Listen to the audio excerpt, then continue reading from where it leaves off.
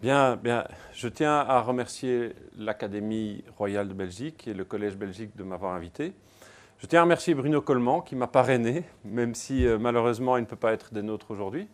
Étant donné que Bruno Coleman n'est pas là, je vais me présenter en quelques mots si vous n'y voyez pas d'inconvénient.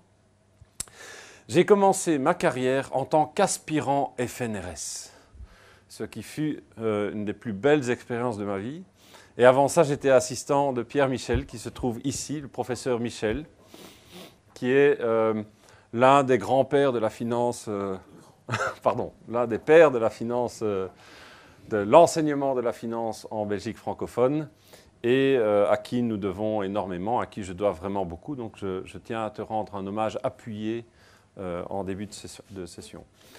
J'ai fait un doctorat, un PhD à l'INSEAD, qui est une institution située en France. Et puis j'ai rejoint l'Université de Liège en 1997, donc je fête en fait mes 20 ans de carrière à peu de choses près, ainsi que l'Université de Maastricht aux Pays-Bas, où je suis professeur à temps partiel depuis exactement la même époque, donc ça fait 20 ans.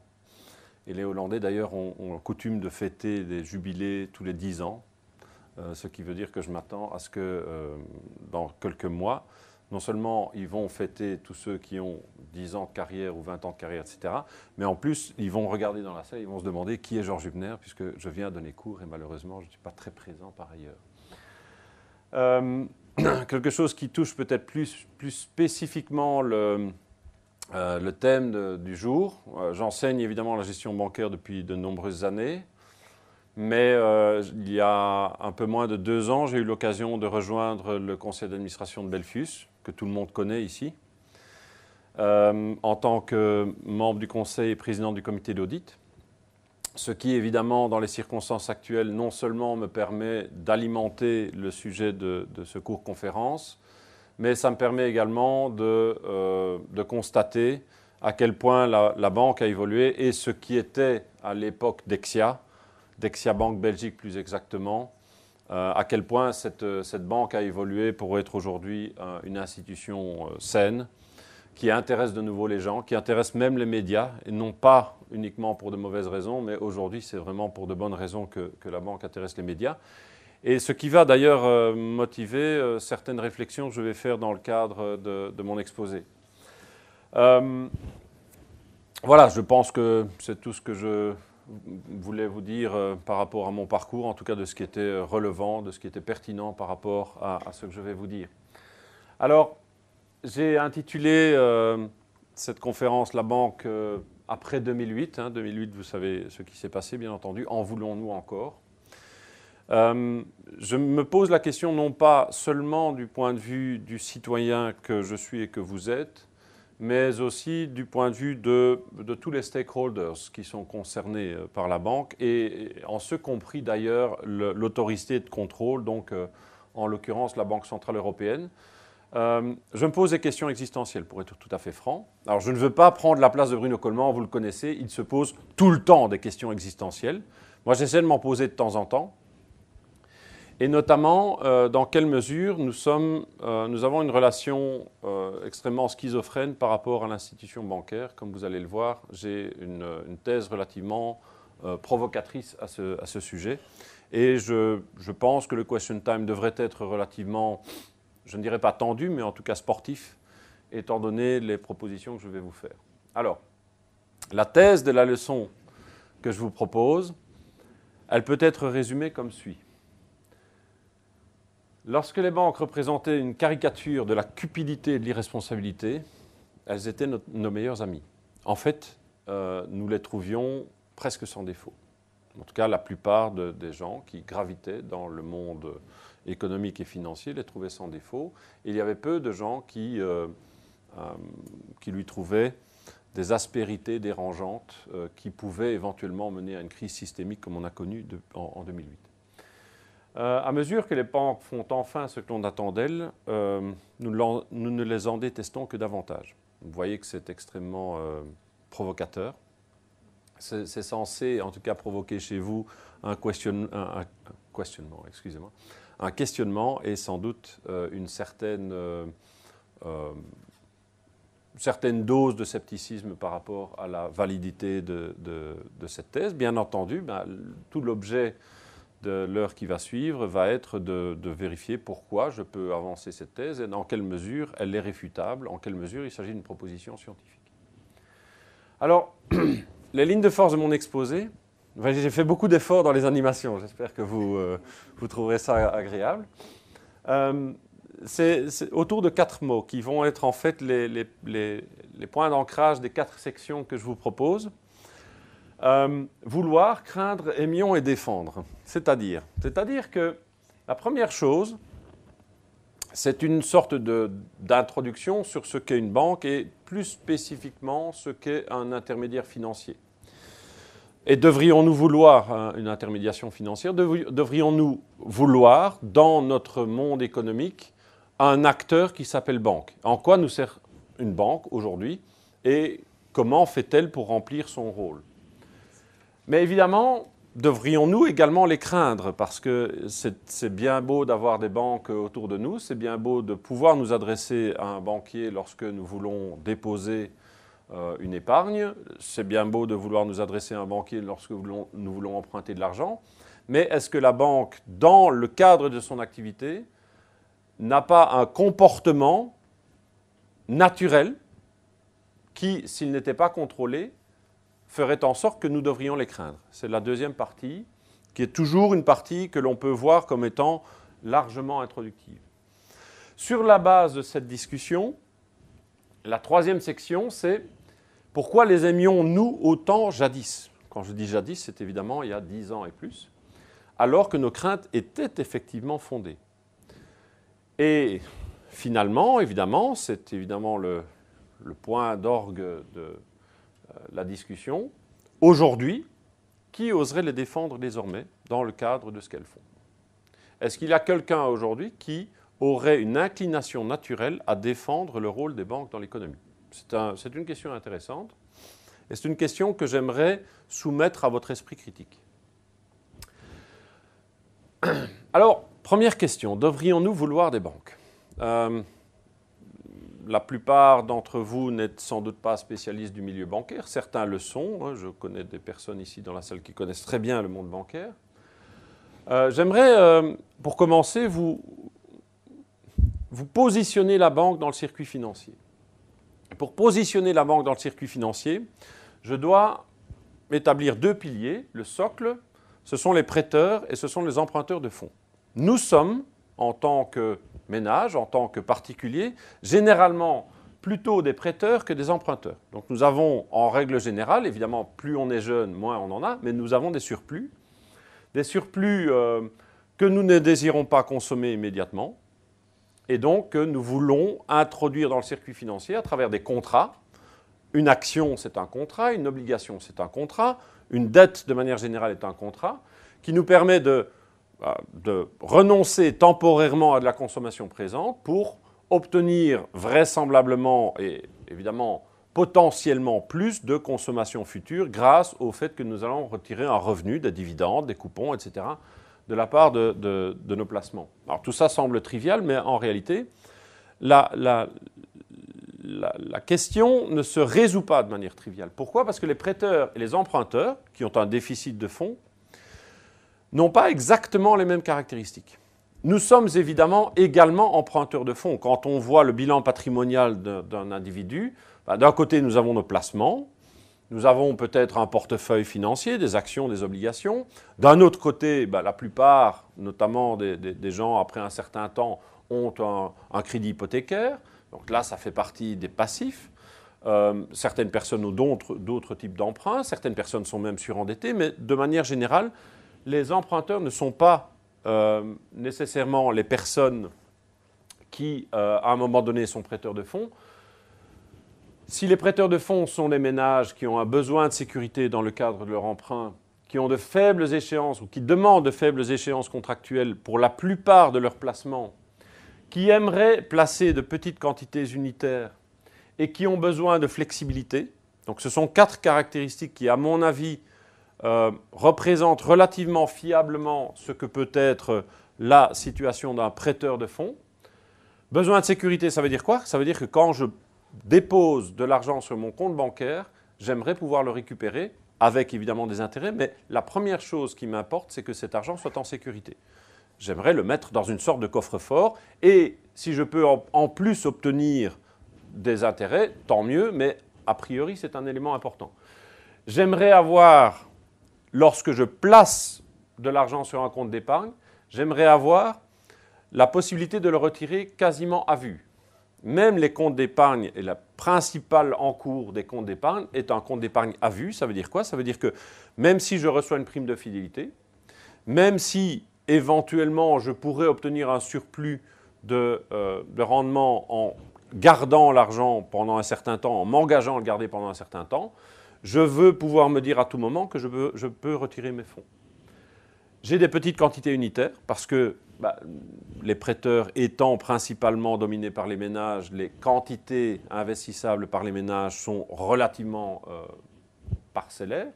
Et finalement, j'aimerais de la flexibilité qui est liée à la gestion de mon compte, c'est-à-dire j'aimerais bien qu'à mon compte soit associée une carte de débit, une carte de crédit, la possibilité de faire des paiements, la possibilité de faire des domiciliations, la possibilité d'ouvrir des comptes en devises, etc., etc. Au niveau des emprunteurs, l'emprunteur est dominé par des institutions. Et quand je dis des institutions, je vais beaucoup plus largement que les États, bien entendu, puisque le premier emprunteur, c'est d'abord l'entreprise. Et l'entreprise qui emprunte des fonds, eh bien, elle ne peut pas garantir cette sécurité aux ménages parce que la garantie de la sécurité du remboursement induirait la notion de responsabilité illimitée de la part de l'emprunteur. C'est-à-dire que si je n'ai plus assez d'actifs dans le patrimoine de ma société pour rembourser les fonds que j'ai empruntés, je vais mettre la différence sur mes deniers personnels et c'est comme ça que je peux garantir à mon prêteur le fait qu'il n'y aura pas de défaut de paiement. Dans la majorité des cas, il y a possibilité de défaut et donc tous les emprunts, même si vous considérez l'État allemand comme étant l'emprunteur le plus fiable dans la zone euro, même si ça peut être le dernier, l'État allemand peut également faire défaut. Les échéances contractuelles que j'aimerais prioritairement avoir en tant qu'emprunteur sont élevées. Pensez à votre situation personnelle lorsque vous empruntez de l'argent. Quel est le montant maximum que vous ayez jamais emprunté? Vraisemblablement, c'est dans le cadre d'un emprunt hypothécaire. Et l'emprunt hypothécaire, c'est 10, 15, 20 ans, 30 ans éventuellement. Donc c'est beaucoup plus élevé que les échéances contractuelles que les prêteurs ont en tête lorsqu'ils mettent de l'argent sur leur compte.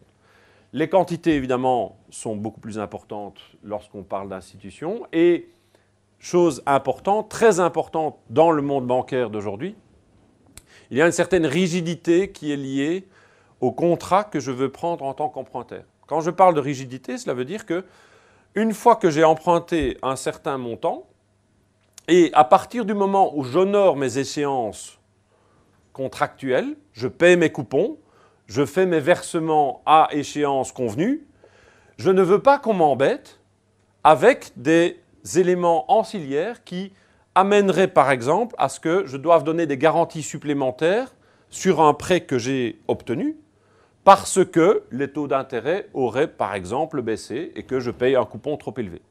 Donc, une fois que j'ai emprunté de l'argent en tant qu'entreprise, l'argent que j'ai emprunté, c'est une fois pour toutes et à partir du moment où j'honore mes obligations, la banque ou le prêteur n'a pas la possibilité de m'imposer des contraintes supplémentaires. Pourquoi est-ce que ces éléments sont importants? Parce que chacun de ces éléments individuellement représente un hiatus entre la position du prêteur et la position de l'emprunteur. Alors il y a trois manières de mettre en coordination le prêteur et l'emprunteur. D'une part, il y a le marché de gré à gré. C'est-à-dire que je peux prendre personne dans la salle à qui je vais demander de me prêter de l'argent et nous ferons un contrat qui sera tout à fait spécifique de personne à personne, intuito personae, et ce contrat ne sera évidemment pas ni cessible ni fongible avec d'autres contrats. C'est une possibilité, mais qui est, il faut bien se le dire, par rapport à la taille du marché des capitaux, une possibilité très anecdotique. Il y a la possibilité de passer par les marchés financiers. J'ai mis en rouge les actions, parce que dans les marchés financiers, les principaux types d'actifs financiers qu'on va échanger sont les actions et les obligations. C'est vrai qu'il y a un marché obligataire qui est relativement important, mais c'est un marché qui est finalement relativement peu utilisé par les investisseurs particuliers, mis à part dans le cadre de la gestion de portefeuille, souvent discrétionnaire. Donc le passage par le marché financier organisé se fera souvent lorsque l'on veut acquérir des actions, parce qu'il n'y a pas besoin de passer par un intermédiaire particulier pour acheter des actions. Par contre, lorsque je veux prêter de l'argent en tant que détenteur d'un surplus de fonds, je vais vraisemblablement passer à travers une institution financière. Et là, c'est la banque qui tient la corde, puisque c'est précisément la banque qui va fournir le trait d'union entre les besoins des personnes qui ont des surplus de fonds et les besoins des personnes qui ont un déficit de fonds. Comment? Eh bien, en fournissant un service d'allocation de ressources. Non seulement un service d'allocation de ressources, mais également un service de confort. Alors évidemment, il y a beaucoup de moyens d'expliquer ce que fait une banque, mais j'ai choisi de présenter l'intermédiaire financier comme une institution qui va remplir 3 fonctions principales dans l'économie, plus une fonction de service. Alors les fonctions de transformation dont je parle, ça correspond aux 3 premiers items de ma liste. Premier item, la transformation des risques, très important. Je vais absorber en tant que banquier le risque de crédit des prêts que je vais accorder et je vais débarrasser, dans la mesure du possible, les prêteurs de ce risque de crédit. Donc je vais m'engager, moi, sur mes fonds propres, sur mon propre patrimoine de banquier, enfin de banque plus exactement, à ce que l'éventualité d'une perte liée à un défaut de paiement de mes prêteurs ne rejaillissent pas sur un défaut dans les dépôts qui m'ont été confiés. Donc il y a une espèce de césure entre l'actif du bilan d'une banque, qui sont les prêts qui ont été octroyés, et les passifs du bilan de cette banque, qui sont principalement dominés par les dépôts. Donc la banque internalise le risque crédit. La banque également remplit une fonction de transformation des échéances. Qu'est-ce que ça veut dire? Ça veut dire que la banque va collecter un grand nombre de dépôts qui ont une échéance, même si elle n'est pas contractuelle, même si elle n'est pas fixée, mais qui ont une échéance que je vais appeler conventionnelle de court terme, 1 an, 2 ans, 3 ans, et je vais prendre cet argent et je vais le prêter pour des échéances beaucoup plus longues. Et je vais prendre sur moi, banquier, le risque qui est lié au fait que je vais sans doute devoir rembourser les dépôts plus fréquemment que je ne vais avoir de remboursement final des prêts que j'ai octroyés. Avec évidemment un problème qui est lié à l'éventualité d'une modification des taux d'intérêt. Si je dois rembourser des dépôts après 1 an et si les taux d'intérêt ont augmenté, je vais devoir payer plus cher sur les nouveaux dépôts que je vais obtenir, alors que je n'aurais pas pu renégocier le montant des intérêts que j'aurais eu sur mes prêts. Et même pire, non seulement je n'ai pas cette possibilité-là lorsque les taux d'intérêt remontent de négocier à la hausse les intérêts sur mes prêts, mais en plus, quand les taux d'intérêt baissent, vous devez vous rendre compte que la loi est bien faite pour les consommateurs. Parce que quand les taux d'intérêt baissent, si vous avez un emprunt hypothécaire, vous pouvez toujours racheter votre prêt. La loi vous y autorise. Et il y a même une loi pour les PME qui permet aussi aux PME de racheter leurs prêts en payant une indemnité de l'ordre de 6 mois et de réemprunter le montant à un taux d'intérêt plus faible si les taux ont baissé. La banque n'a pas cette possibilité. Elle ne peut pas imposer à l'un de ses clients « Ah, vous savez, les taux d'intérêt ont augmenté, donc je vais augmenter le coupon que vous allez me payer sur votre obligation, votre prêt, qui a une échéance pourtant de 20 ans. Vous attendiez à payer du 2%, eh bien à partir d'aujourd'hui, vous allez payer du 3%. » Vous ne pouvez pas faire ça. Sauf si c'est prévu, évidemment, contractuellement. Donc la banque internalise cette fonction de transformation. La banque fait également, et on l'oublie souvent, une transformation d'échelle. Elle collecte des petits montants, elle les globalise et elle octroie de gros crédits. Et enfin, la banque fournit un service qui est le service que j'appellerais de confort, de manière générale, pour lequel, tout comme n'importe quel prestataire de service, elle va prendre une rétribution. Si vous n'aviez pas de banque, alors j'ai oublié de dire quelque chose dans ma présentation personnelle, j'ai un hobby, c'est la bande dessinée. J'adore la bande dessinée, j'en ai des milliers. Et parmi les bandes dessinées qui me plaisent beaucoup, il y a celle de Achille Talon, qui est dessinée par Greg, qui est le défunt Greg. Et Achille Talon, vous devriez, si vous voulez comprendre ce que veut dire l'absence d'une banque dans une économie, vous devriez lire L'archipel de 101 ronds. d'accord, de Achille Talon. Vous verrez, c'est extrêmement éducatif. Donc, si la banque n'existait pas, toutes ces fonctions ne seraient pas remplies dans l'économie. Elles ne seraient pas aisément remplies. La seule manière dont on peut remplir cette fonction sans banque, c'est d'avoir une confiance totale entre les prêteurs et les emprunteurs, c'est-à-dire une asymétrie d'information la plus faible possible. C'est un marché qui est dominé par le circuit financier direct, donc par les marchés financiers d'actions et d'obligations. C'est le marché américain. Le marché européen est caractérisé par une plus forte asymétrie d'information. Le marché européen est plus bancarisé parce qu'on a besoin des banques pour réaliser cette opération. Évidemment, ici, je vais prendre le point de vue européen pour le reste de mon exposé. Alors, qu'est-ce que ça donne, cette fonction de transformation, au niveau de la structure d'une banque? Eh bien, j'ai repris un graphique qui essaie de distinguer la structure bilantaire typique et moyenne, agrégée, de différents types de banques. Alors, vous voyez, vous avez ici, j'espère que vous lisez un peu l'anglais, la légende des différentes couleurs est moins importante que ce que vous trouvez ici comme caractéristique. Évidemment, je vais toujours voir l'idée d'une banque sous forme d'un bilan avec un actif et un passif. Le passif de la banque sera constitué de ses fonds propres et des capitaux empruntés, principalement les dépôts.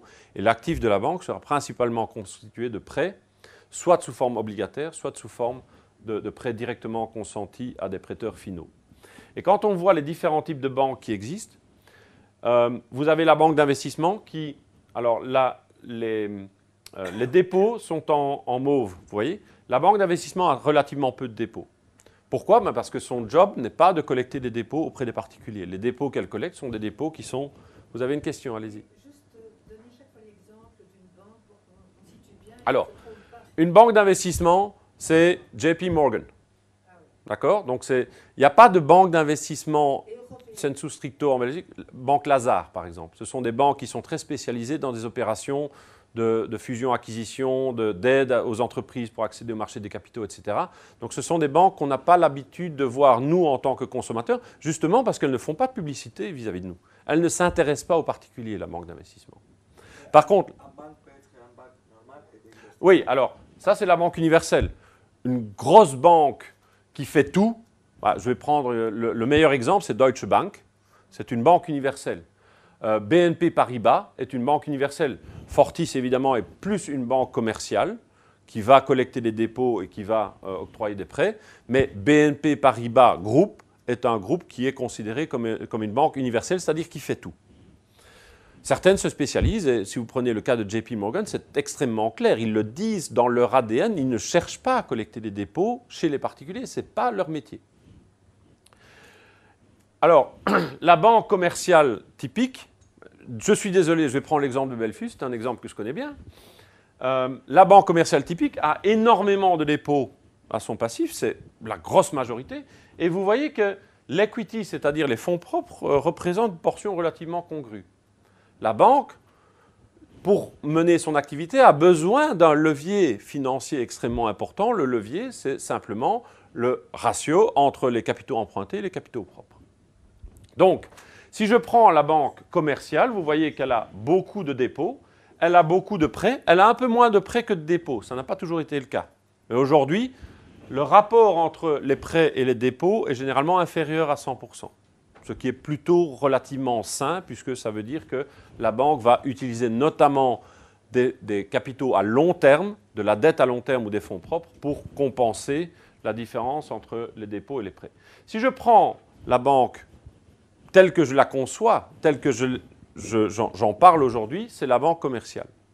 Et la banque commerciale, elle a un bilan qui ressemble un petit peu à celui-ci. Alors, il y a beaucoup de choses que vous ne comprenez pas ou dont vous ne pouvez pas nécessairement saisir l'importance dans la banque, notamment la valeur d'actifs et la valeur de passifs des dérivés. Pourquoi? Parce que la banque utilise un certain nombre de produits financiers dérivés dans le cadre de sa gestion des risques. Ce n'est pas une mauvaise chose que la banque utilise ces produits dérivés. Mais vous voyez que le gros du bilan de la banque, c'est des dépôts et des prêts. Ça, c'est un bilan actuel. C'est un bilan de 2016-2017.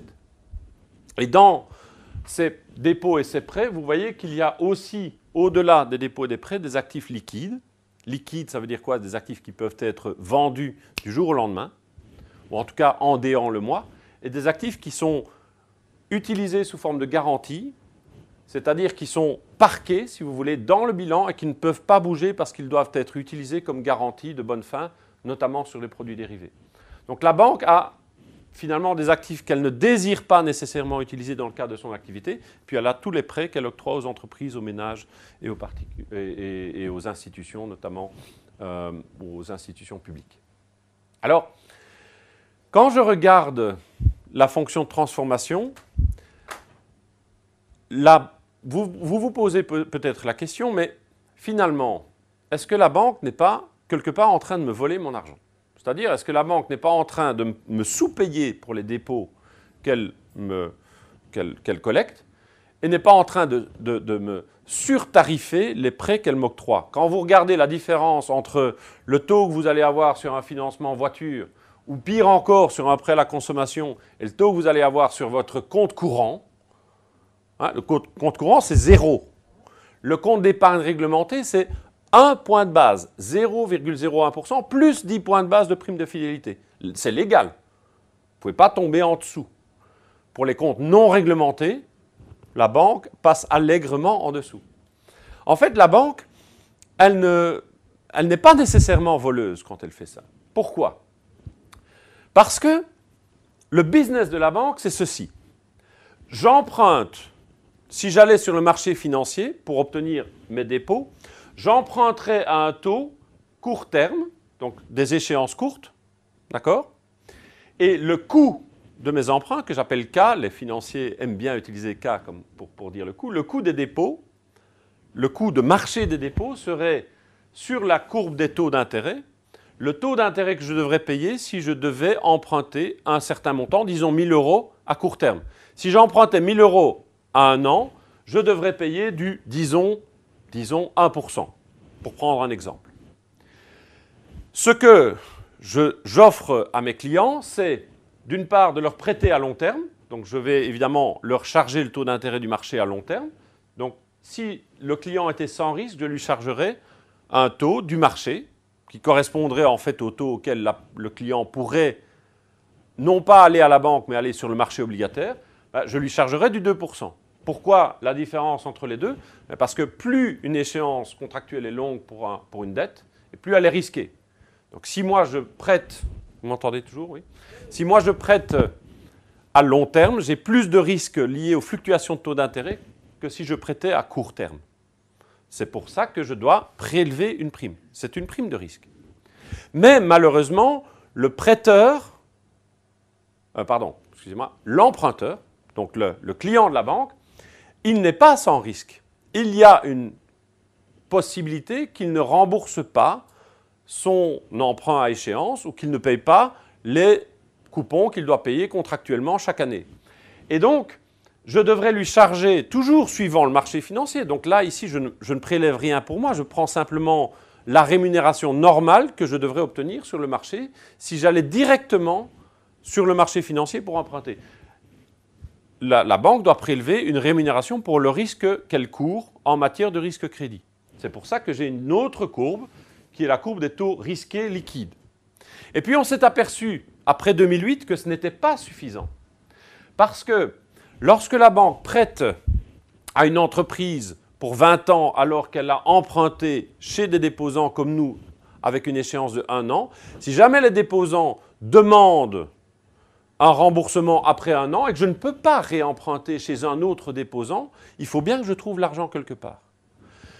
Est-ce que je peux revendre ma créance? Si j'ai prêté de l'argent à une entreprise, c'est très difficile de vendre cette créance pour le même prix que l'entreprise a effectivement payé. J'ai une décote qui est liée au fait que la créance n'est pas liquide. Alors je peux essayer de la titriser, je peux essayer de négocier, mais fondamentalement, j'ai un problème de liquidité, de mismatch, si vous voulez, entre la liquidité, l'exigibilité de ma dette et la liquidité de mes actifs. Pour ça, je dois évidemment convertir une partie des dépôts que j'ai obtenus en titres extrêmement liquides afin d'anticiper le fait qu'il y a une proportion de mes déposants qui vont réclamer leur argent et que je ne pourrai pas réobtenir en vendant mes créances. Alors ça, c'est quelque chose qui était totalement absent du disque dur des dirigeants bancaires avant 2008. La notion de liquidité ou de risque de liquidité était une notion qui était totalement absente de tous les compas, tout simplement parce que la liquidité était très abondante et on l'obtenait notamment très facilement à travers le marché interbancaire. Donc il suffisait de s'adresser à une autre banque. Si j'ai quelqu'un qui me demande un remboursement de son dépôt, je vais demander à une autre banque, tu n'aurais pas un peu d'argent à me prêter pour un mois, le temps que je revende des titres afin de restaurer ma liquidité. Et en 2008, avec Lehman Brothers, on s'est aperçu que le marché interbancaire, d'un coup d'un seul, il s'est tari. Donc les banques doivent prévoir de détenir des actifs liquides dans leur bilan. Et malheureusement, un actif liquide, je ne vais pas vous faire un dessin, mais si votre actif le plus liquide, celui qui est considéré comme de meilleure qualité, qui ne fera pas défaut, c'est l'obligation allemande. Je ne sais pas si vous connaissez le taux d'intérêt aujourd'hui de l'obligation allemande à 10 ans. C'est à peu près 21 points de base. Donc vous touchez un coupon de 0,21% brut sur votre obligation si vous l'achetez et vous la détenez pendant 10 ans. Donc vous allez toucher ça pendant 10 ans.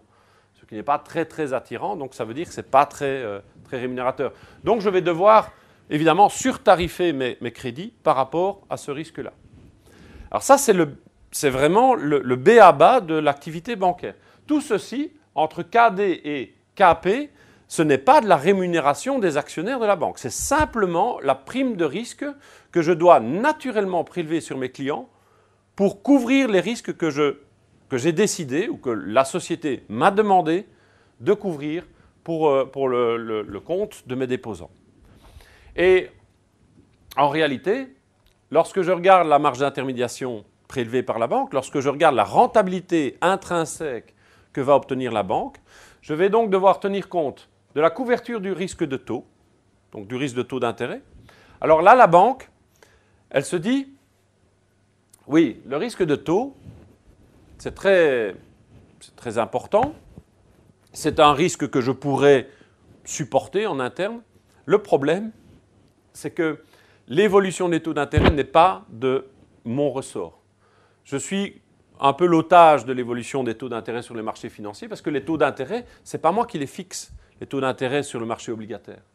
Donc, je ne peux pas me permettre de tomber en faillite pour cause de augmentation drastique des taux d'intérêt qui ferait en sorte évidemment que je devrais me financer à un taux beaucoup plus élevé sans pouvoir changer les coupons que j'obtiens des crédits que j'ai octroyés.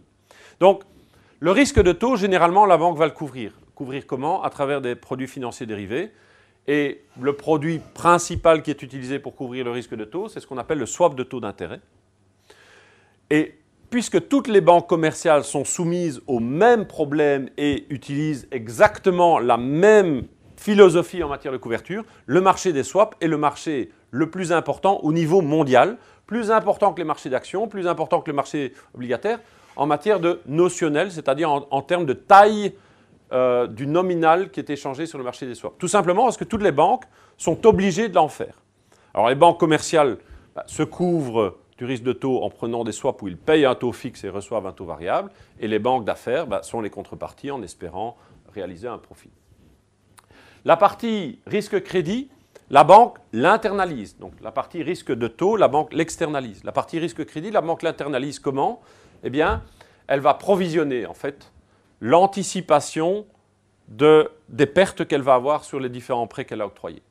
Et puis elle va vérifier ex post, chaque année, quelles sont les pertes que j'ai effectivement obtenues sur mon portefeuille de crédit, qu'il s'agisse d'obligations ou qu'il s'agisse de prêts contractuels, et je vais vérifier si c'est conforme au provisionnement que j'ai pris. Donc la décision d'octroyer un prêt, la décision de tarifer un prêt, dépend évidemment de l'anticipation de la banque par rapport au risque crédit que vous présentez. Moins vous avez de garantie, plus vous payez un taux d'intérêt élevé. Pourquoi? Parce que la banque doit provisionner une perte éventuelle liée à votre emprunt parce que vous pourriez éventuellement faire défaut. Donc elle le probabilise, elle a des modèles qui sont relativement complexes et sophistiqués pour ce faire. En ce qui concerne la liquidité, je vous l'ai expliqué, c'est plutôt un coût d'opportunité. C'est-à-dire, quand je prête à quelqu'un et je sais que j'ai une créance qui est peu liquide, je dois anticiper le fait que pour 1 euro que je prête à quelqu'un, je vais peut-être devoir investir 20 centimes dans des actifs extrêmement liquides qui sont peu rémunérateurs. Ça me coûte cher en termes de funding, donc en termes de financement de trouver ces 20 centimes qui ne vont rien me rapporter, donc je vais devoir les charger au client. Et finalement, parce que jusqu'à présent, je n'ai fait que défendre les banques, hein, je n'ai fait que de dire, pauvres banques, finalement, la différence entre ça et ça, c'est tout à fait explicable, c'est à cause des marchés, mais la banque, elle va quand même prendre sa marge. Hein. Donc, elle prend une marge sur les dépôts et elle prend une marge sur les prêts. Alors, à votre avis, de quel ordre est aujourd'hui la marge en points de pourcentage que la banque prend uniquement sur la partie dépôt de son bilan, à votre avis? Vous avez une idée? 1%, 2%? Je vais vous le dire, moins 0,3%. Aujourd'hui, la marge que la banque prélève sur ses dépôts est négative. Pourquoi? Parce que le taux d'intérêt de marché, il est négatif. Alors que la rémunération que nous obtenons sur nos dépôts, elle est légalement positive. Donc ça veut dire que la banque, non seulement offre un taux sur les dépôts qui est supérieur au taux du marché, donc nous avons de la chance en tant qu'épargnants finalement, on ne s'en rend pas compte, mais nous avons de la chance. Mais en plus, la banque paye des taxes sur les montants qui sont mis en dépôt dans son bilan. Donc non seulement la banque doit payer sur les dépôts alors que son coût d'opportunité est négatif, mais en plus elle paye des impôts sur les montants qui sont déposés. Je ne vais pas non plus, vous me direz, je joue mon rôle d'administrateur, mais...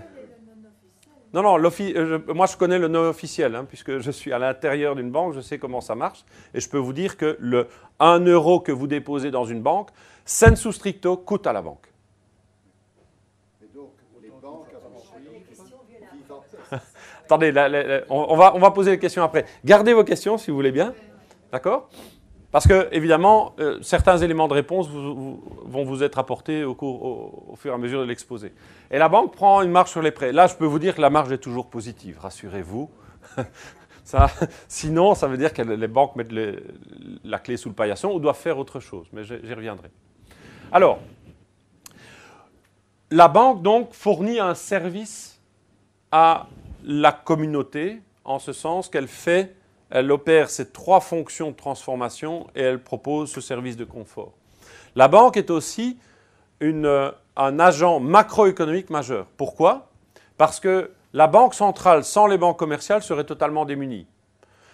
La création monétaire que la banque centrale veut faire lorsqu'elle injecte des liquidités dans l'économie pourrait se faire directement en faisant de l'hélicoptère money dont vous avez certainement entendu parler, donc on donne directement l'argent aux gens, mais un vecteur plus efficace, parce qu'il se démultiplie, c'est de passer par le réseau des banques commerciales.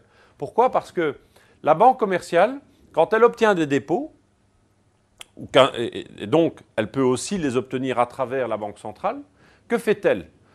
Elle prête une grande partie de ses dépôts. Effectivement, elle doit en garder une partie en réserve de liquidité, donc elle doit acheter des titres liquides, comme je vous l'ai dit, pour garantir sa liquidité.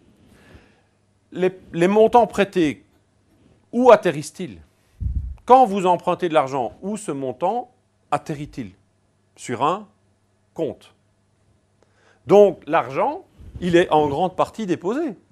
Donc la banque bénéficie de dépôts supplémentaires. Et que fait-elle avec ces dépôts? Bien, il est à son tour prêté et ainsi de suite. Cette notion est la notion de multiplicateur de crédit. C'est-à-dire que lorsque la banque obtient un dépôt, elle va garder une partie en réserve, le reste va être prêté, qui va être à son tour de nouveaux dépôts. Alors, c'est peut-être pas dans la même banque, mais on s'en fout. Au niveau monétaire, c'est globalement que les masses vont évoluer, ce qui va créer de nouveau, avec le même vecteur, une certaine partie qui va être prêtée. Vous voyez que c'est un circuit qui est infini. Et ça va amener à ce que pour 1 euro qui va être injecté dans l'économie par la Banque centrale, donc 1 euro de masse monétaire nouvellement créée, la banque va démultiplier cet euro. Et si par exemple le taux de mise en réserve était de 10%, 1 euro injecté par la Banque centrale amènerait à la création monétaire de 10 euros. Donc vous auriez un multiplicateur de 10 pour 1. Ce multiplicateur de crédit augmente la taille du bilan bancaire et donc augmente évidemment le caractère dangereux de la banque pour la stabilité financière, mais ça augmente également la croissance monétaire qui nourrit la croissance économique. Donc vous avez des effets qui sont des effets de taille, mais non seulement de taille du secteur bancaire, mais également de taille de l'activité économique, puisque les montants qui sont prêtés sont investis et en principe vont nourrir la croissance économique. On va reparler de tout ça par après. Donc voilà, première section, tout cela semble de bon aloi. On est devant une activité qui finalement se comprend très bien. C'est une activité commerciale classique qui doit obtenir rémunération. Les actionnaires d'une banque doivent obtenir une rémunération comme les actionnaires d'une entreprise industrielle doivent obtenir rémunération. Donc la banque doit faire du bénéfice. Le bénéfice, c'est la marge d'intermédiation, la marge d'intérêt nette que je vais obtenir. Et ce bénéfice, bien, il est simplement la compensation du service que la banque rend à l'économie. Sans banque, nous serions démunis. Donc, la banque se rémunère. La banque est nécessaire aux banques centrales dans le cadre de leur politique. Mais alors, qu'est-ce qui pose problème? Jusque-là, je pose finalement une image extrêmement angélique de la banque. Et là, je vais rendre hommage à l'un de mes professeurs, que Pierre-Michel connaît d'ailleurs extrêmement bien, c'est Jean Dermine. Puisque on peut expliquer les travers potentiels de la banque à travers un tout petit modèle que je vais vous présenter dans les grandes lignes. C'est le modèle Klein-Monty, étendu par Jean Dermine. Alors Monty, vous le connaissez, tout le monde le connaît. C'est Mario Monti, ancien commissaire européen, ancien Premier ministre italien, qui à l'époque était professeur à Bocconi et a complété finalement le modèle de Klein des années 70, comme vous le voyez, 1971-1972. Ça ne nous rajeunit pas, mais ce n'est pas parce qu'un modèle est vieux qu'il est mauvais. Alors, imaginons un monde sans risque.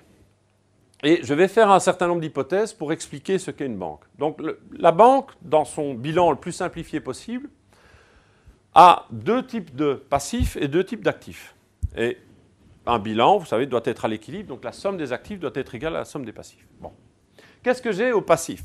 J'ai des dépôts que j'ai obtenus de mes déposants, et mes dépôts, je les rémunère à un taux D. D'accord? C'est un taux d'intérêt que j'offre à mes déposants.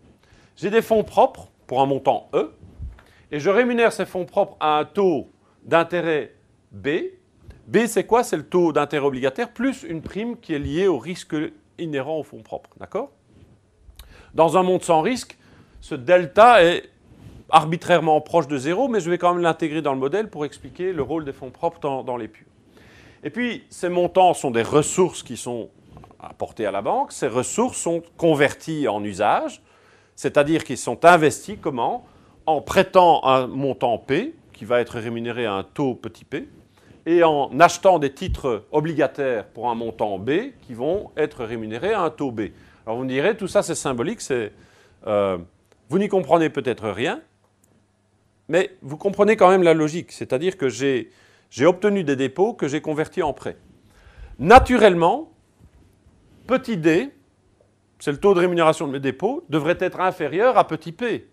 Petit d, c'est le 1% que vous recevez sur votre compte d'épargne, et petit p, c'est le 4% que l'entreprise doit payer lorsqu'elle emprunte à la banque. D'accord? Ça, vous comprenez? Okay. Et petit b, en fait, est quelque part entre les deux. Puisque petit p, c'est le taux auquel la banque prête, et petit b, c'est le taux auquel le marché rémunérerait le même genre de prêt, c'est-à-dire sans la prime de liquidité.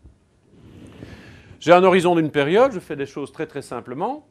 B est exogène, c'est le marché qui me dit, voilà, l'obligation me donne un certain taux de rendement. La demande de prêt est une fonction décroissante de P. Donc plus je tarifie mes prêts à un taux élevé, plus je demande cher aux entreprises, moins elles vont m'emprunter. Vous êtes d'accord avec moi? Ça fait du sens? Même chose pour l'offre de dépôt. Plus je suis généreux avec mes dépôts, plus les gens vont déposer de l'argent à la banque. Vous êtes toujours d'accord avec moi? OK? Bon. Qu'est-ce que la banque veut faire? Ça, c'est mon banquier. Georges Hübner crée une banque aujourd'hui. Il décide de vous demander de déposer généreusement un peu d'argent sur des comptes que vous allez ouvrir dans mon établissement de crédit. Et moi, je vais aller voir une entreprise, je vais lui prêter de l'argent. Bon. Qu'est-ce que je veux faire, moi? Ben, ce que je veux, c'est maximiser, évidemment, le surplus que moi, en tant qu'actionnaire, Georges Hübner actionnaire, je vais obtenir de mes activités. En fait, ce surplus, ça se traduit par ceci. C'est la seule équation. La seule. Mais je voulais la mettre quand même, parce que sinon, ça n'a aucun sens. Je veux maximiser le surplus, c'est ce qu'il y a dans le crochet. Je veux maximiser ce surplus sur mon choix du niveau des fonds propres, E, parce que ça, je peux le choisir, de ma tarification des prêts, P, et de ma tarification des dépôts, D. Ce sont les 3 variables qui sont sous mon contrôle. Le reste, je ne le contrôle pas. Parce que, évidemment, plus je vais mettre P élevé, moins je vais avoir de prêts. Mais ça, je ne le contrôle donc pas. Ce sont les entreprises qui vont décider si elles empruntent chez moi ou pas. C'est le marché. Et en fait, le surplus, c'est quoi? C'est le montant que je prête multiplié par la marge sur les prêts. Donc, P, oui, c'est une erreur. Je suis désolé. C'est P moins B. C'est pas P moins D. Donc là, comme quoi on fait toujours des erreurs quand on... C'est l'assistant, oui, non, c'est moi, j'assume. Donc les prêts multipliés par la marge sur les prêts, plus les dépôts multipliés par la marge sur les dépôts, plus, moins les fonds propres multipliés par cette petite prime que j'associe à la rémunération des fonds propres. Alors que me dit ce modèle, qui est un modèle tout simple? Il me dit plusieurs choses. Je dois prêter à un taux supérieur à celui du marché. Oui, bien. Je dois rémunérer les dépôts à un taux inférieur au marché. Donc je dois essayer de trouver l'alchimie qui va me permettre de maximiser pour les prêts et pour les dépôts le montant total, P fois Q si vous voulez, le prix fois la quantité. La quantité de prêts multipliée par le prix que j'obtiens sur les prêts, la quantité de dépôts multipliée par le prix que j'obtiens sur les dépôts. Ces 2 décisions sont d'ailleurs indépendantes l'une de l'autre. Donc la tarification des dépôts, vos dépôts, mes dépôts, sont tarifés, sont rémunérés d'une manière indépendante de ce que la banque reçoit lorsqu'elle prête de l'argent à une entreprise. Ce sont 2 décisions séparées. La gestion du passif du bilan et la gestion de l'actif du bilan se font de manière séparée. Mais surtout, la banque doit avoir le niveau de fonds propres le plus faible possible. Réfléchissons un peu. Dans un monde sans risque, je vais aller collecter vos dépôts. Je vais aller prêter cet argent à des entreprises qui ne présentent pas le moindre risque. Je sais que je vais gagner de l'argent sur les dépôts que je vais collecter. Pourquoi? Parce que je vais vous rémunérer moins cher que ce que je devrais rémunérer le marché si je devais emprunter directement sur le marché obligataire. Donc je vais gagner de l'argent en collectant vos dépôts. Et puis je vais prendre cet argent, je vais le prêter à des entreprises qui vont me payer plus cher que si elles empruntaient directement sur le marché financier. Et pour ça, moi tout ce que j'ai besoin, c'est d'aller chercher des dépôts et c'est d'aller prêter cet argent à des entreprises. Je n'ai pas besoin de fonds propres. Je n'ai pas besoin de fonds propres. Donc une banque bien gérée devrait avoir les fonds propres les plus faibles possibles. C'est inutile des fonds propres d'une banque. Mais évidemment, vous vous dites non, ça c'est pas vrai ça. Hein? Je veux essayer de minimiser mon capital, mais il faut quand même que je fasse quelque chose d'intelligent avec ça. Alors là, j'introduis plusieurs risques et ces risques vont nous permettre de comprendre quels sont tous les phénomènes un peu toursiveux. Je ne sais pas si on dit ça à Bruxelles, toursiveux, oui, ça va ouais. Qui peuvent motiver un banquier. C'est-à-dire quelles sont toutes les déviances dans son comportement qui sont socialement non acceptables. Je vais d'abord introduire le risque de liquidité. Si j'introduis le risque de liquidité, en fait, dans un monde où la banque ne serait pas contrôlée, si je prends l'exemple où les dépôts sont égaux aux prêts octroyés, la banque n'a pas de fonds propres, la banque ne détient pas d'actifs liquides, donc d'accord. Ce qui veut dire que si jamais il y a un déposant qui veut récupérer son argent, le banquier est mort, d'accord, puisque je ne peux pas revendre mes prêts. Comment est-ce que je vais faire? Eh bien, je vais essayer d'éviter un run to the bank, je vais essayer d'éviter que les déposants qui anticipent le fait que la banque est dans une situation totalement illiquide et dans l'incapacité d'emprunter. Alors, pendant exactement 11 ans, j'ai cru que c'était une possibilité théorique. De 1997 à 2008, j'ai expliqué ça à mes étudiants en leur disant, vous savez, on a connu ça en 29, mais rassurez-vous, ça n'arrivera plus. Vous voyez qu'on peut être stupide et prof d'UNIF. Hein. En réalité, non. Quand vous avez, prenons la situation de Dexia, Dexia est une situation dans laquelle la faillite technique de Dexia en 2008 est une faillite liée à une problématique de liquidité. Pas de liquidité. Donc comment éviter ça? On peut bloquer les comptes. On y a pensé en Grèce, on y a pensé à Chypre. Ça, évidemment, on peut essayer de le faire ex post, mais comme dirait l'autre, on peut tromper une personne 1000 fois, on peut tromper 1000 personnes une fois, mais on ne peut pas tromper 1000 personnes 1000 fois.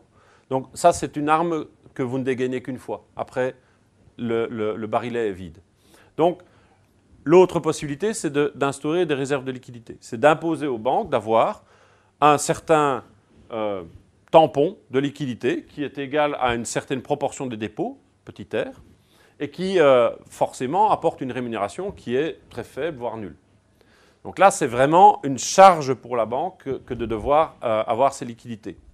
Ce que nous dit le modèle de Klein-Monty, c'est que la banque répercute directement le coût sur les dépôts à travers, aujourd'hui dans le monde moderne, ce qu'on appelle le prix de transfert interne d'un montant prêté. Donc, c'est-à-dire que plus j'ai besoin de réserves de liquidité et plus je vais créer une distance entre le taux de rémunération des dépôts et le taux de rémunération de mes prêts.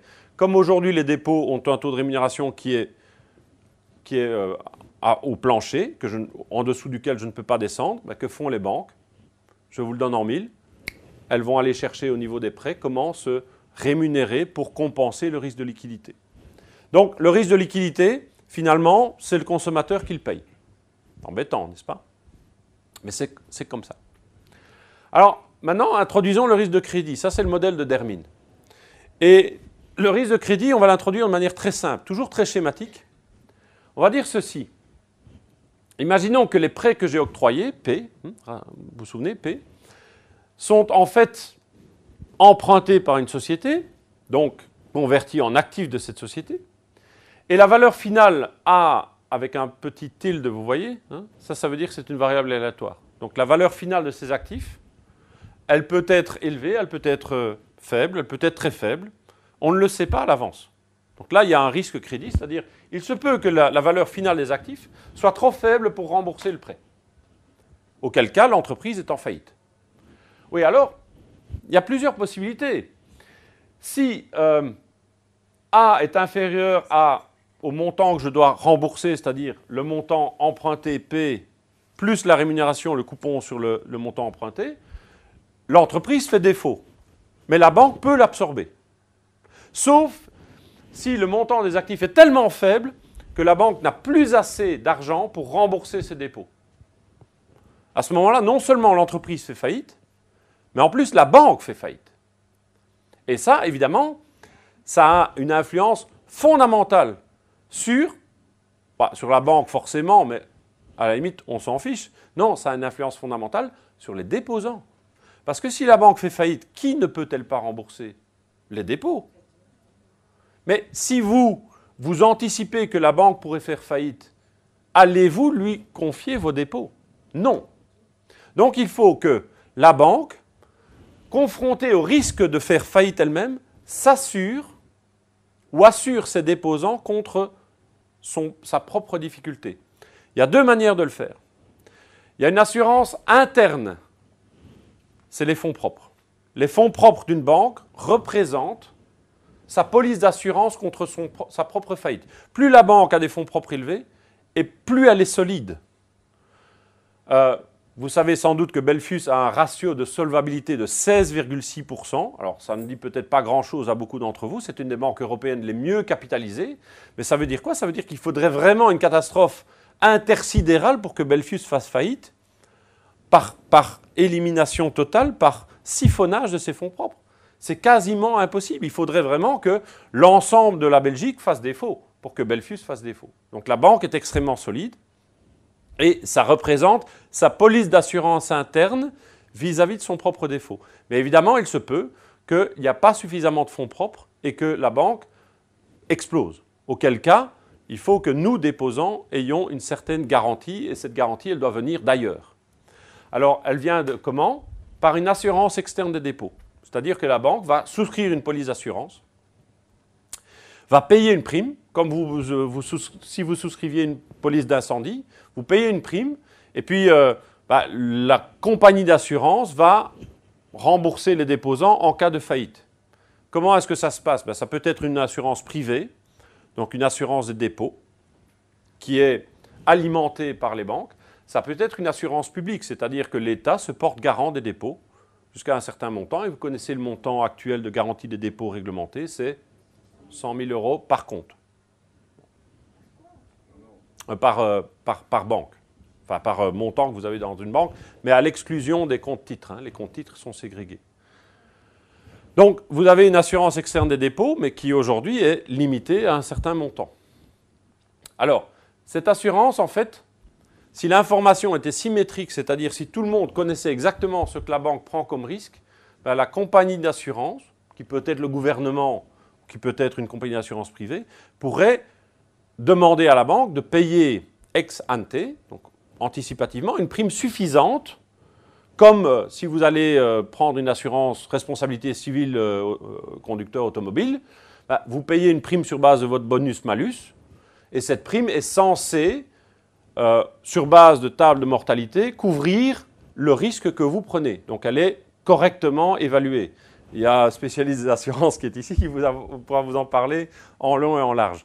Seulement, si l'on ne sait pas, si la compagnie d'assurance ne sait pas ce que la banque fait, ben, elle ne va pas prélever une prime d'assurance suffisante. Surtout si la banque peut changer d'avis après.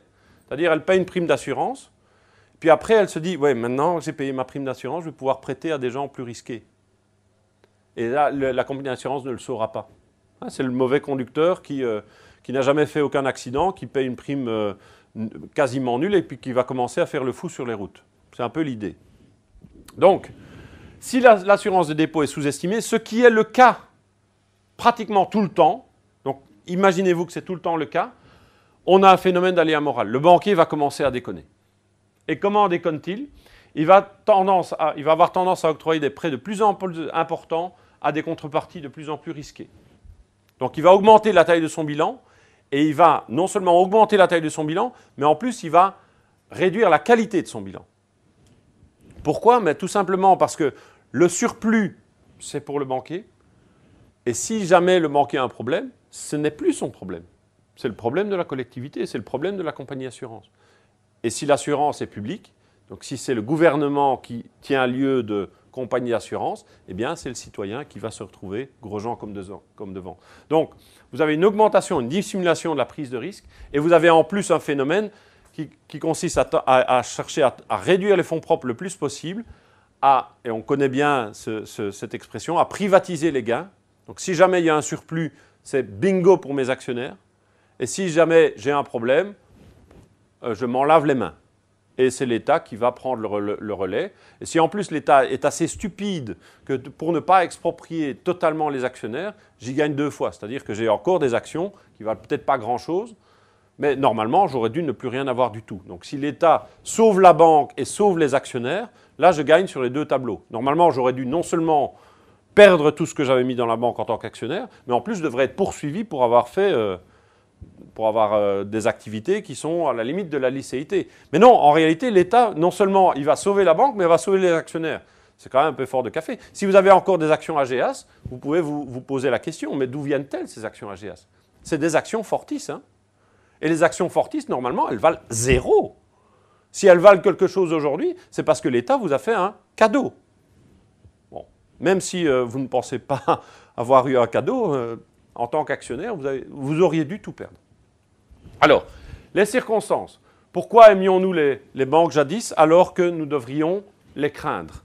Eh bien, parce qu'il y a eu un environnement exceptionnel qui a été rendu par une conjonction des astres et qui a permis aux banques de faire exactement ce qu'elles voulaient en toute impunité. C'est-à-dire, on est dans le modèle de Klein-Monty d'Hermine sans les effets pervers.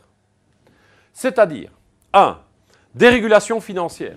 Abandon d'une contrainte qui avait été imposée dans les années 80 par les accords de Bâle, qui était une contrainte de levier financier. La contrainte de levier financier, c'est très simple. Le bilan, le total du bilan, ne peut pas excéder un certain multiple des fonds propres. Quels que soient les actifs que vous ayez, quelle que soit leur qualité, si vous avez des fonds propres de 50 millions, votre total de bilan, il ne peut pas être plus que 1 milliard. Voilà, par exemple. D'accord ? Donc 5% de fonds propres minimum.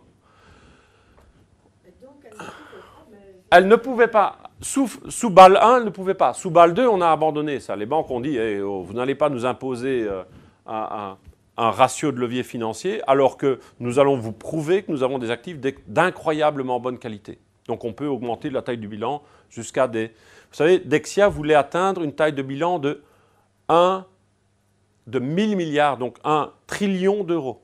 1 trillion d'euros, 1000 milliards d'euros, c'est-à-dire 40 000 milliards de francs. D'accord? Ça va? Ce qui représente un montant significatif puisque c'était 3 fois le PIB. C'était la volonté de Dexia, c'était son plan stratégique. Pourquoi? Parce qu'il n'y avait pas de limite à la taille de la banque, à son levier et à sa capacité de générer des profits sur base de ce levier. Puisque évidemment, si j'ai des fonds propres qui sont très limités, la taille de la banque qui augmente, j'augmente mes revenus, mais je n'augmente pas mes fonds propres, donc je gagne de l'argent. Et regardez, j'ai pris quelques graphiques.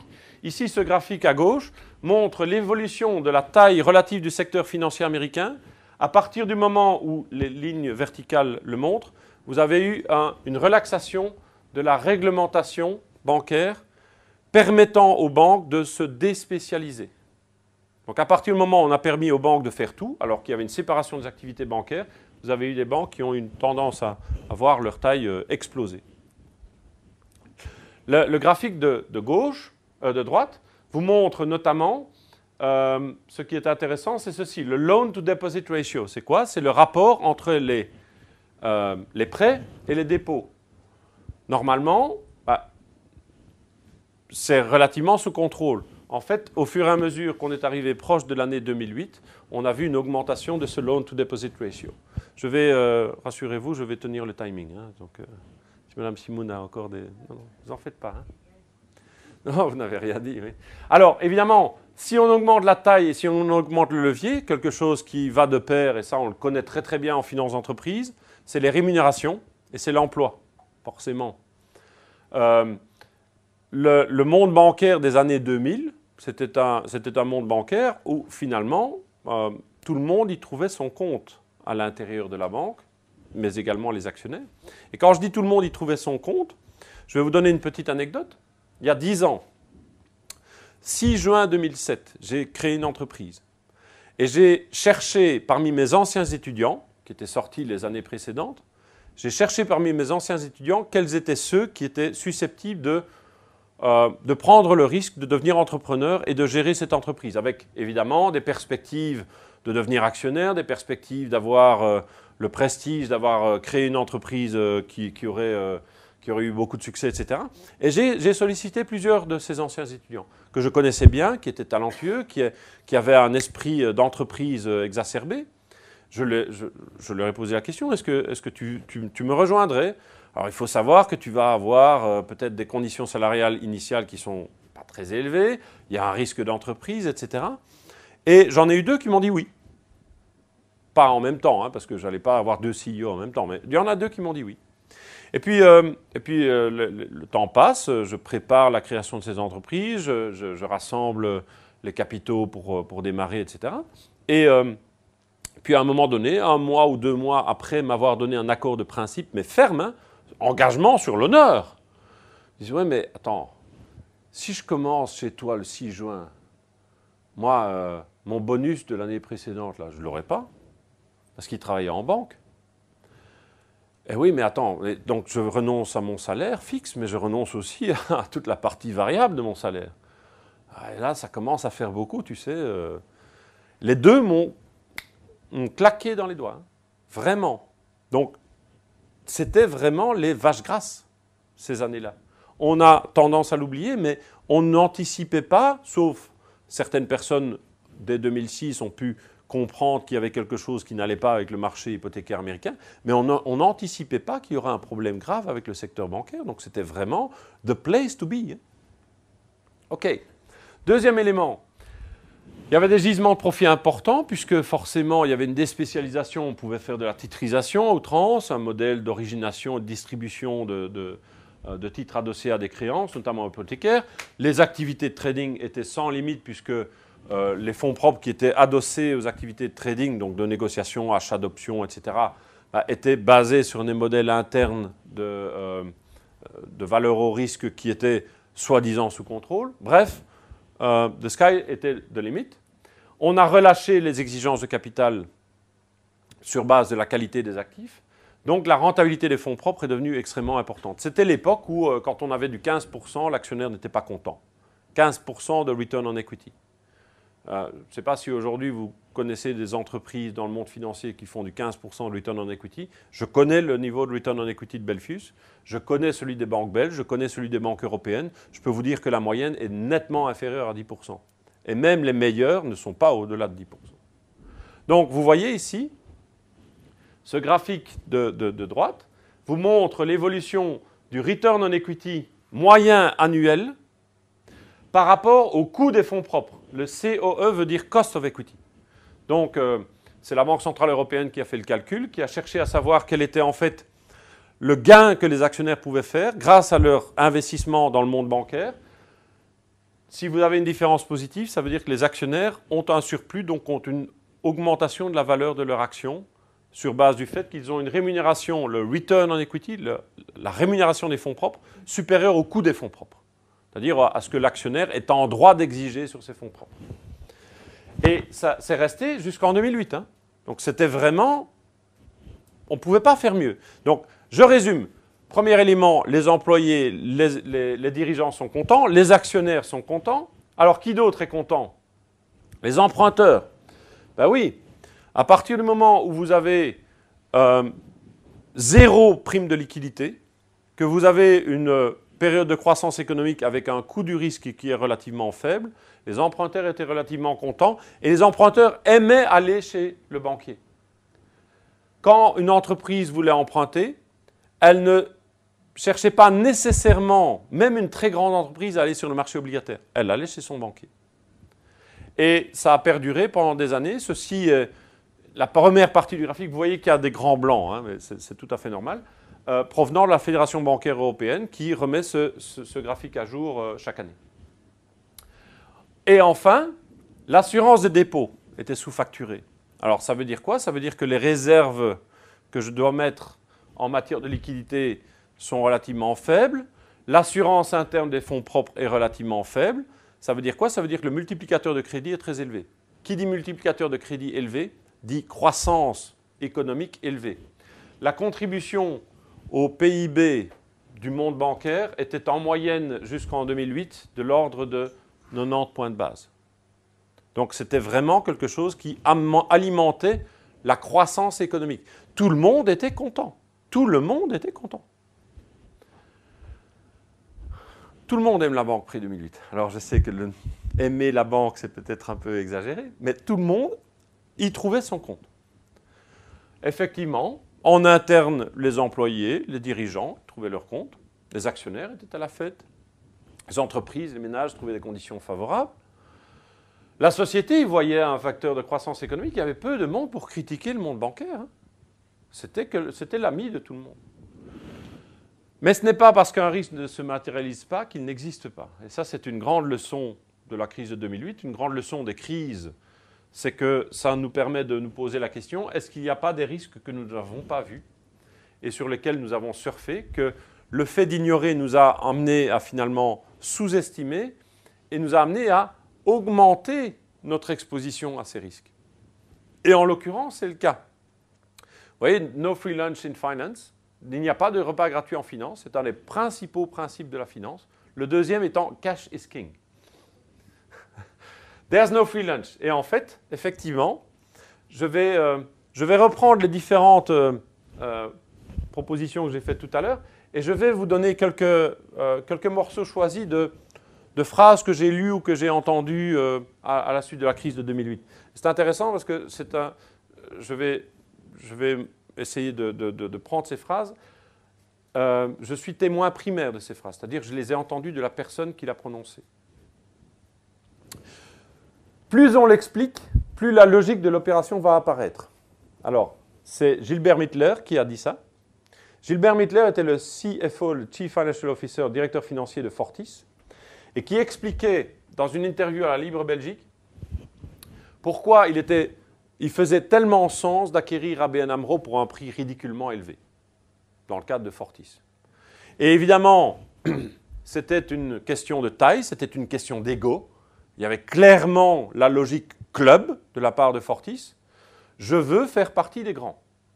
Le consortium RBS, c'était quoi RFS, pardon, pas RBS. Consortium RFS, c'était R pour Royal Bank of Scotland, qui était une des plus grosses banques européennes, voire mondiales. Le S, c'était Santander, qui est le géant espagnol. Et le F, coincé au milieu, c'était Fortis. Faisait partie du club.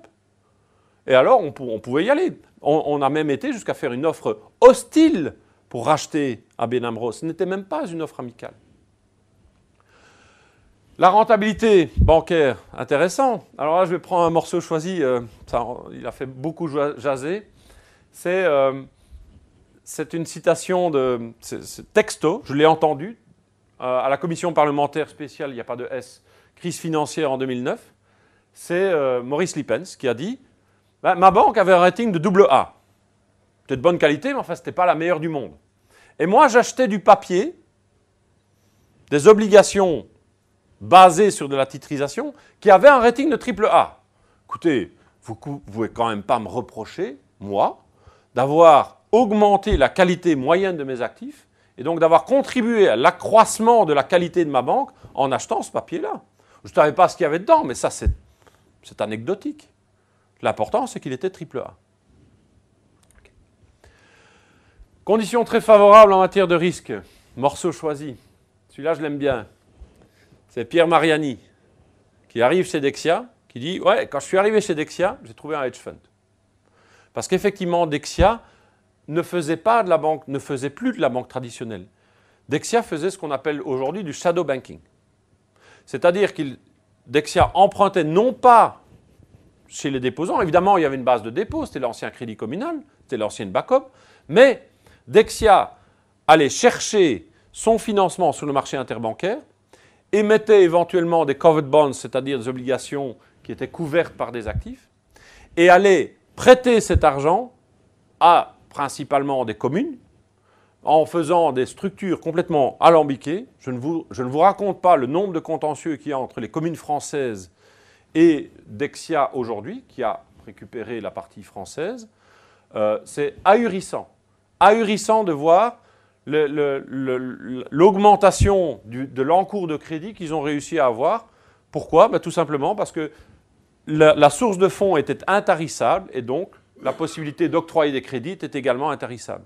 Dexia voulait devenir le numéro 1 américain du financement des collectivités. Je ne sais pas si vous vous rendez compte de la taille du marché américain pour une bête banque qui était basée en Belgique et en France. Alors le dernier, la fameuse création monétaire, ça, il me plaît de le rappeler parce que vous connaissez tous Peter Pratt, qui est maintenant Chief Economist de la Banque Centrale Européenne. Eh bien, Peter Pratt, quand il était en 2008 à la Banque Nationale, il était directeur de la Banque Nationale. Là, malheureusement, je ne l'ai pas vu. Enfin, je pense que je n'aurais pas été, je ne serais pas sorti indemne de cette réunion. Mais le week-end où il s'est agi de sauver Fortis, et donc la Banque Nationale a dû faire appel à ses lignes de liquidité d'urgence, il a eu il paraît, hein, mais plusieurs personnes me l'ont dit, dont le gouverneur de la Banque Nationale et le président de la FSMA, donc a priori c'est digne de foi. Il paraît qu'il s'est couché sur la table et il a dit « Nous sommes en état de guerre ». Donc c'est le même qui maintenant, vous allez voir, conseille à des banques de faire certaines choses. Donc vous voyez, ça a mal tourné. Ça a mal tourné. Qui oserait les défendre désormais ? Alors, le constat que je fais aujourd'hui, c'est que la banque n'est toujours pas très populaire. Ça commence à changer. Ça commence à changer. Le message qui est délivré notamment dans la presse est beaucoup plus positif par rapport notamment à la manière dont les banques permettent au monde, notamment des entreprises, aux ménages, de participer à la croissance et d'obtenir finalement une certaine possibilité de financement. Mais enfin, bon, malgré tout, quand on lit un certain nombre de choses, vous voyez, les dirigeants politiques ont laissé la finance prendre le pouvoir. C'est la fameuse enquête du soir Noir, Jaune, Blues, qui a été publiée au début de l'année. Et 80% des Belges sont d'accord. Donc on considère aujourd'hui que c'est toujours le monde de l'argent qui est au règne de la société, et principalement la finance. Vous savez, l'ennemi de François Hollande. Seuls 34% des Français ont confiance dans le système bancaire. C'est une étude annuelle qui est faite par Deloitte en France, qui est citée par les Échos. Et j'ai regardé une enquête qui a été faite dans les écoles de gestion françaises et qui montre qu'il y a une seule banque dans le top 20 des employeurs les plus attractifs pour les étudiants des écoles de commerce. Il y a 10 ans, il n'y avait rien d'autre que des banques. Hein. C'est celle qui payait le mieux, c'est celle qui donnait les conditions les plus importantes. Vous aviez une voiture de fonction dès que vous commenciez, etc. etc. Donc, pardon ? Quelle banque? Ah, c'est BNP. BNP, ouais. Alors, donc,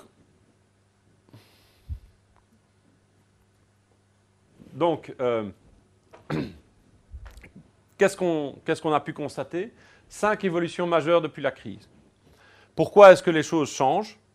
Et pourquoi est-ce qu'on atteint ce constat? Donc d'abord, je fais le constat. Je regarde quelles sont les évolutions que l'on a connues depuis la crise et je vais essayer de voir quel est le positionnement des différents acteurs par rapport à ces évolutions. Première évolution, BAL 2.5, donc entre BAL 2 et BAL 3. Qu'est-ce que BAL 2, qu'est-ce que BAL 3? C'est l'ensemble du corpus réglementaire et de supervision qui permet d'assurer la stabilité financière dans le monde industriel. D'accord ? Ce sont des règles qui ont été fixées par la Banque des règlements internationaux et qui sont transposées dans les différentes législations européennes et nationales. Et la Banque des règlements internationaux est localisée à Bâle. Donc le comité de Bâle se réunit et fixe un certain nombre de règles qui, à leur tour, sont adoptées par les pays de l'OCDE. Bon, Bâle 3 nous dit quoi? Nous dit ceci. Les banques doivent renforcer leurs fonds propres. Il n'y en avait pas assez. Non seulement elles doivent renforcer leurs fonds propres en quantité, donc avoir plus de fonds propres, mais aussi la définition des fonds propres doit être beaucoup plus coercitive. 1 euro de fonds propres doit être 1 euro de fonds propres. Pas de la dette subordonnée que j'ai assimilée à des fonds propres. Pas un truc machin bidule qui a été souscrit par ma filiale et dont je fais croire que c'est des fonds propres. D'accord ? 1 euro d'equity, c'est de l'equity. Et vous voyez que jusqu'en 2019, les banques doivent considérablement se renforcer. C'est pour ça d'ailleurs que certaines banques ne passent pas les stress tests. Monte dei Paschi a eu des problèmes. Pourquoi ? Parce qu'elle n'a pas passé les stress tests. Réintroduction d'un critère de levier financier. Donc c'est fini d'une taille débridée du bilan. Terminé ça. Levier financier, maximum 3%, minimum 3% d'equity par rapport à la taille du bilan. Également, introduction de ratio de liquidité contraignant. La banque doit toujours avoir assez d'actifs liquides pour faire face à 1 mois de retrait. Donc s'il y a des dépôts qui peuvent être retirés en déant 1 mois, ben, je dois avoir à tout moment dans mon bilan des actifs que je peux liquider du jour au lendemain, de sorte que pendant 1 mois, je peux survivre. Après, je peux mourir, mais au moins, pendant 1 mois, j'ai le temps de me retourner. Tout ça, ce sont des réponses clairement au modèle de Dermine. Hein. Si vous y réfléchissez, on est clairement dans une optique où on essaie de réduire les différentes déviances que l'on a constatées. Deuxième élément, l'Union bancaire européenne. Alors c'est intéressant parce que les 3 piliers de l'Union bancaire européenne sont des piliers qui nous parlent de nouveau quand on comprend la banque. Quels sont ces 3 piliers? Premier pilier, c'est le mécanisme de surveillance unique. Une banque comme Belfius est directement supervisée par la Banque centrale européenne. C'est ce qui est prévu par le mécanisme de surveillance unique. Deuxième élément, le mécanisme de résolution unique. Ça veut dire quoi? Ça veut dire que toutes les banques doivent se préparer à ce que, quand elles sont en difficulté, imaginons que vous ayez un indicateur de santé de la banque, et si je tombe en dessous d'un certain niveau, je suis en difficulté. Si je tombe en dessous d'un deuxième niveau, je suis mort. D'accord? Imaginons ça. Lorsque l'indicateur se dégrade, la banque doit prendre des actions de manière prévisible, préparée pour restaurer sa santé. Notamment, et possiblement, une augmentation de capital, des cessions d'actifs, etc. C'est ce qu'on appelle le recovery, donc le recouvrement. Mais si la banque, l'indicateur, par exemple le niveau des fonds propres, tombe en dessous d'un certain niveau, là, que va faire le board, donc le conseil de résolution? Il va prendre le contrôle, virer le management et va procéder à un certain nombre d'actions qui ont été prévues parce qu'elles ont été déjà anticipativement proposées par le management afin de faire ressusciter ou au moins afin d'arrêter l'hémorragie. Ça, c'est ce qu'on appelle la résolution. Donc le mécanisme de résolution unique est un mécanisme qui en fait construit une forme de sauvetage plus ou moins forcé de la banque. Et pourquoi est-ce que c'est prévu comme ça? Parce que la banque sait mieux que personne ce qu'elle a, ce qu'elle fait, et donc elle va devoir fournir finalement une sorte de testament au mécanisme de résolution en disant « s'il m'arrive quelque chose, voici ce qu'il faut faire. » D'accord? Je lègue mon corps à la science. Et troisième élément qui est en construction, qui est tout à fait embryonnaire, c'est le système commun de garantie des dépôts.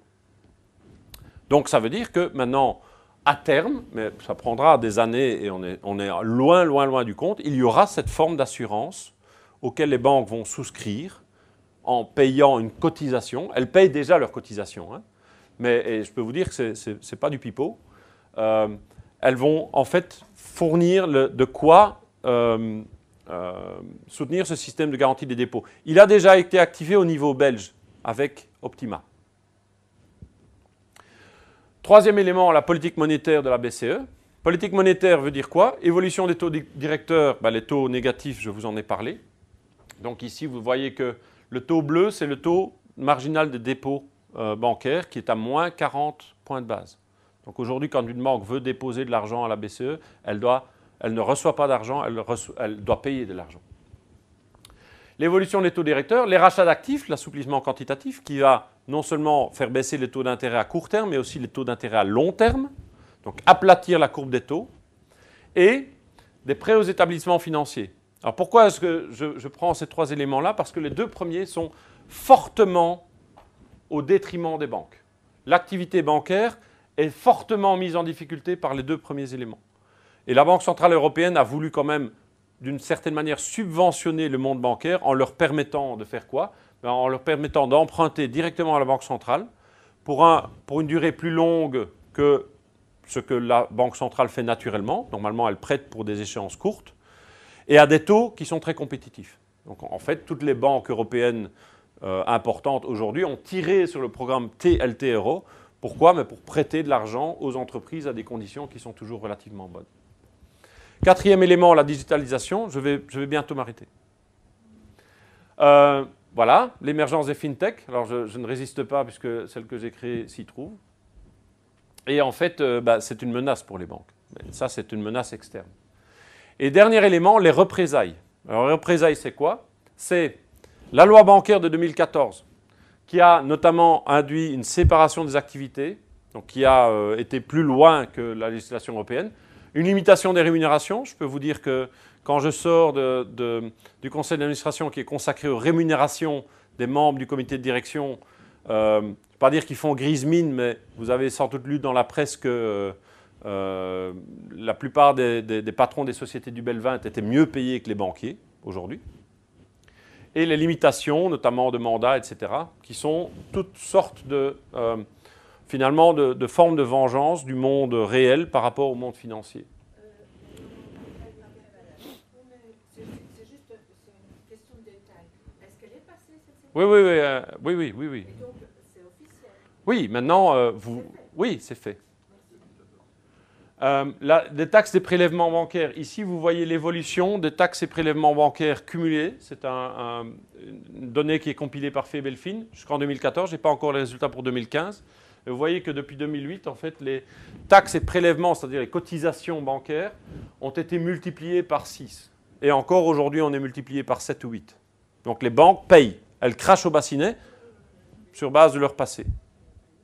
Donc c'est une forme de retaliation en anglais, donc de représailles en français. Le monde se venge sur les banques. Alors, sur cette base, les points de vue, et j'ai presque fini, comme ça, l'employé, le dirigeant, l'actionnaire, le client et le citoyen étant le dernier, je vais reprendre les graphiques que je vous ai montrés tout à l'heure et je vais les étendre dans le temps. L'employé, les banques doivent renforcer à la fois solvabilité et liquidité, réduction du surplus, vous savez ce qui se passe pour le moment, plans sociaux, réduction du personnel, et c'est une tendance lourde. Le nombre d'agences va continuer à se réduire, c'est une évidence. De plus, les banques sont forcées de recentrer leurs activités vers des activités qui sont moins rémunératrices. Donc elles génèrent moins de surplus, tout simplement parce qu'on leur force à augmenter leurs fonds propres et à réduire la voilure de leurs activités. La digitalisation coûte des emplois. Donc, de quoi est-ce qu'on s'aperçoit? Bien, on s'aperçoit ici que ce qu'on appelle le share of non-interest income a diminué, vous voyez, en bleu. Et le non-interest income, c'est-à-dire tout ce qui n'est pas lié à la marge d'intermédiation, c'est ce qui est le plus rémunérateur. Donc en réalité, en imposant aux banques de se recentrer vers leur core business, on a réduit la rentabilité des banques. Et que fait une banque quand elle a un problème de rentabilité? Ben, elle va chercher à diminuer les coûts, parce qu'elle ne peut plus augmenter ses produits. Et diminuer les coûts, la principale poste de coût d'une banque, c'est son personnel. L'époque des vaches grasses est résolue. Le dirigeant, alors je vais passer parce que la taille des bilans a diminué, donc la rémunération des dirigeants a fortement diminué aussi. L'actionnaire, c'est le pire. C'est bizarre que je dise ça, mais l'acteur économique qui a été le plus pénalisé depuis la crise, je ne parle pas par la crise, je dis depuis la crise, c'est l'actionnaire. Parce que c'est devenu une malédiction d'être actionnaire d'une banque. En effet, on doit renforcer les fonds propres, mettre plus de capital pour gagner moins. La diminution des taux longs se marque par une diminution de la marge d'intérêt. La protection du consommateur, comme je vous l'ai dit, avec le plancher sur les dépôts, renforce le phénomène. L'aversion au risque du déposant ne permet pas un déplacement des habitudes vers des comptes d'épargne vers les produits plus rentables, plus rémunérateurs, que sont les SICAV, par exemple. Il y a encore trop peu de gens qui ont des SICAV par rapport à ce que les gens devraient avoir en SICAV. Tout simplement parce que nous avons de l'aversion au risque. Bien, regardez mon graphique de tout à l'heure. Return on equity supérieur au coût de cost of equity, c'est devenu l'inverse. Aujourd'hui, être actionnaire d'une banque, c'est perdre de l'argent. Alors on pourrait poser la question, mais il suffit alors de vendre ses actions. Ben oui, mais c'est déjà intégré dans les prix. Ça veut dire qu'aujourd'hui, si vous vendez vos actions, vous les vendez nécessairement moins cher que ce que vous les avez achetées. Le client, il a perdu de la rémunération. Alors ici, il se moque de la marge de la banque. Lui, ce que le client voit, c'est qu'on lui charge un taux plus élevé. L'emprunteur trouve moins son compte quand la banque inclut le risque de liquidité. L'évolution digitale fait perdre à la banque son statut de prestataire privilégié de service. Donc en fait, la banque n'est plus spéciale, n'est plus spécifique. Et regardez, alors que les entreprises, donc en orange, c'est le montant des prêts bancaires nets fait par les entreprises, et ça, c'est le montant des obligations. Bien, regardez ce qui se passe depuis la crise. Le montant net européen des encours de prêts a diminué, n'a pas augmenté. C'est le montant des montants empruntés sur les marchés financiers qui a augmenté. Donc les entreprises se tournent d'abord vers les marchés, ensuite vers leurs banques, et non l'inverse. Et enfin, le citoyen. Alors ici, je prends quelques... Vous voyez, je mets entre guillemets, parce qu'évidemment, je ne partage pas nécessairement cette analyse. La banque n'a toujours pas remboursé son ardoise, et alors elle ose encore faire du lobbying, et puis quoi encore? La croissance économique est poussive malgré les efforts de la BCE et les réformes entreprises. Je sais qui est le responsable. C'est le banquier. C'est la crise de 2008 qui est due aux banques. Donc il faut qu'ils payent. Que font les banques face à ça? Des plans sociaux. Des plans sociaux. C'est ça la réponse des banques? Foutez de ma... Hein? Bon, ça ne va pas. Les banques ralentissent sciemment la croissance. Et de fait, en matière de multiplicateurs de crédit, comme on a imposé aux banques d'avoir plus de liquidités, plus de fonds propres, elles font moins de multiplicateurs de crédit, elles contribuent moins au PIB. Donc, de fait, les banques sont moins moteurs d'économie que précédemment. Donc, alors je vais passer sur la BCE parce que je la considère en Janus, mais enfin, bon, ça, j'en parlerai peut-être dans le question time. Conclusion, qui veut de la banque? Qui veut de la banque? Eh bien, la banque d'avant, c'était ça. Une banque ambitieuse, rentable, excitante et motrice. La banque d'aujourd'hui, c'est une banque modeste, une banque poussive, une banque ennuyeuse, boring, hein, et une banque modérée. Elle ne remplit pas comme avant son rôle dans l'économie parce qu'elle est jugulée par les contraintes qu'on lui a menées. Alors la question, évidemment, c'est qu'est-ce qu'on veut? Et là, je vais quand même faire une petite image, petit clin d'œil. Je ne sais pas si vous connaissez ce chanteur, je ne sais pas si vous connaissez cette chanson, mais je suis comme Alain Souchon, carrément méchant, jamais content. Voilà. Dernière chose, le caractère scientifique d'une hypothèse est lié à son caractère réfutable au sens de Popper. L'affirmation que j'ai faite est sans doute réfutable. J'attends la réfutation. Voilà, je vous remercie pour votre attention.